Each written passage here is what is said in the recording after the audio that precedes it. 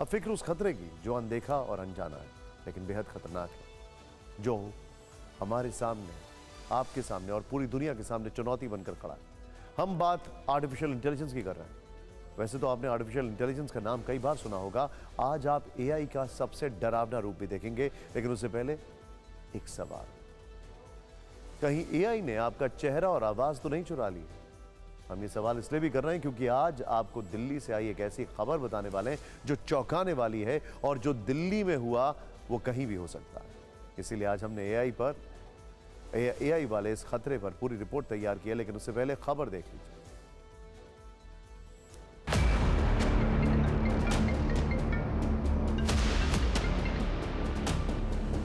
कोई unknown call आई, मैं police वाला बोल रहा हूँ, आपके भतीजे को हमने किडनैप किया हुआ है। आपके बच्चे ने एक कार में था और 2 बच्चे उसके साथ थे, उन्होंने बलात्कार किया है। मुझे लगता है कि आपके बच्चे ने बलात्कार नहीं किया और उसका नाम है। आप 70,000 रुपये भेज दो तो हम उसको बचा लेंगे। सोचिए, कोई आपको इस तरह फोन करे, पैसे मांगे तो आप क्या करेंगे? यकीनन आप वही करेंगे जो इन्होंने किया। मैं घबरा गया। घबराने से मैंने 50,000 रुपये भेज दिए और उन्होंने उसके बाद उसकी डिमांड जो है 2 लाख की। लेकिन कुछ ही देर में दिल्ली के यमुना विहार इलाके के रहने वाले लक्ष्मी चंद जी समझ गए कि किसी ने उनके पैसे ठग लिए हैं। लेकिन ये सिर्फ आधी खबर है। अब आप पूरी खबर समझ लीजिए। असल में ये खेल आर्टिफिशियल इंटेलिजेंस का था। दरअसल लक्ष्मी चंद के साथ उनके भतीजे की आवाज निकालकर 50,000 रुपए की ठगी हो गई। सबसे चौंकाने वाली बात यह है कि उनके भतीजे की आवाज को आर्टिफिशियल इंटेलिजेंस के जरिए तैयार किया गया था, और वही आवाज एक व्हाट्सएप कॉल के जरिए लक्ष्मी चंद नाम को सुनाई गई। दावा है कि जिस नंबर से कॉल आया उसकी प्रोफाइल पिक्चर में ठग ने पुलिस के किसी वरिष्ठ अधिकारी की तस्वीर का इस्तेमाल किया था। ठग ने अपने आप को पुलिस वाला बताया और लक्ष्मी चंद से कहा कि उनका भतीजा एक रेप केस में फंस गया है और अगर वो उसे बचाना चाहते हैं तो तुरंत ऑनलाइन पैसे भेज दें।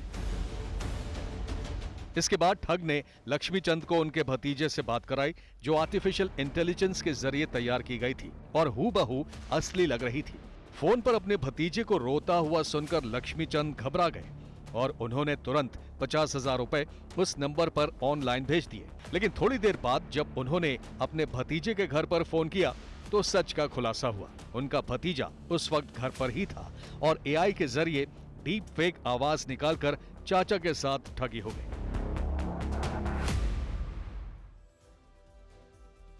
अब आप सोचिए, लक्ष्मी चंद के साथ जो कुछ हुआ वो किसी के साथ भी हो सकता है। आपके पास भी ऐसे ही किसी रिश्तेदार की आवाज से फोन आ सकता है। लेकिन इस खबर के साथ आप ये भी जान लीजिए कि आखिर एआई डीप फेक होता क्या है। इसमें किसी भी व्यक्ति की फोटो या वीडियो से भ्रामक वीडियो बहुत आसानी से तैयार किया जा सकता है। इसके जरिए किसी शख्स की आवाज को हूबहू कॉपी करके डीप फेक ऑडियो बनाया जा सकता है, जैसा दिल्ली में हुआ। फेक वीडियो या ऑडियो इतना असली लगता है कि उसकी पहचान कर पाना मुश्किल होता है। यानी एआई आपको बहुत आसानी से अपने जाल में फंसा सकता है। आपको याद होगा, खुद प्रधानमंत्री मोदी जी ने डीप फेक को लेकर चिंता व्यक्त की। बहरहाल आपको याद होगा कि हाल ही में एक्ट्रेस रश्मिका मंदाना का भी एक डीप फेक वीडियो वायरल हुआ था। इस वीडियो में किसी और महिला के शरीर पर रश्मिका का चेहरा लगा दिया गया था।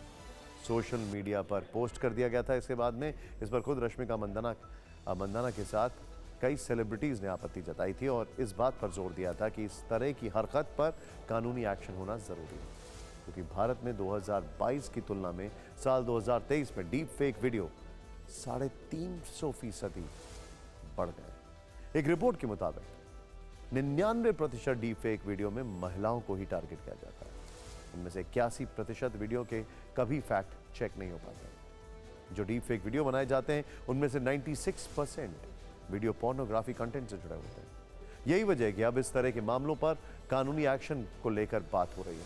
यह खतरा आने वाले दिनों में और बढ़ सकता है। शायद यही वजह है कि प्रधानमंत्री मोदी भी इसे लेकर बेहद गंभीर हैं और आज ही दिल्ली में पीएम मोदी ने global partnership on artificial intelligence summit का उद्घाटन किया। इस मौके पर प्रधानमंत्री ने भी कहा कि एआई को लेकर हमें काफी सतर्क रहने की आवश्यकता है।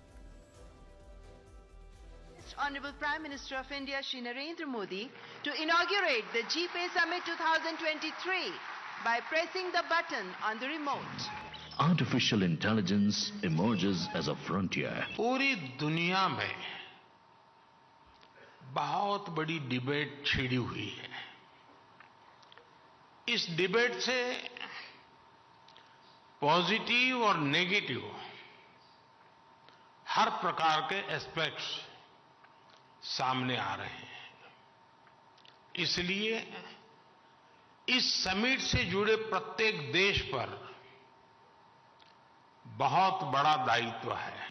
India utilizes AI across diverse fronts. AI के प्रभाव से वर्तमान और आने वाली पीढ़ियां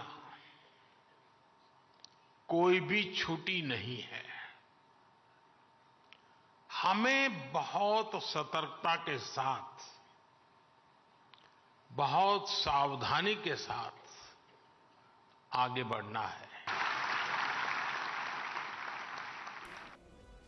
कहा जाता है कि आर्टिफिशियल इंटेलिजेंस डिजिटल युग के लिए वरदान है, लेकिन सोशल मीडिया वाले युग में इसके खतरे उससे कहीं ज्यादा। मौजूदा वक्त में हाईटेक अपराधी जिस तरह से एआई का इस्तेमाल कर रहे हैं, वो साइबर क्राइम को तेजी से बढ़ा रहा है। इसके अलावा महिलाओं के खिलाफ अपराध को भी एआई से बढ़ावा मिला है।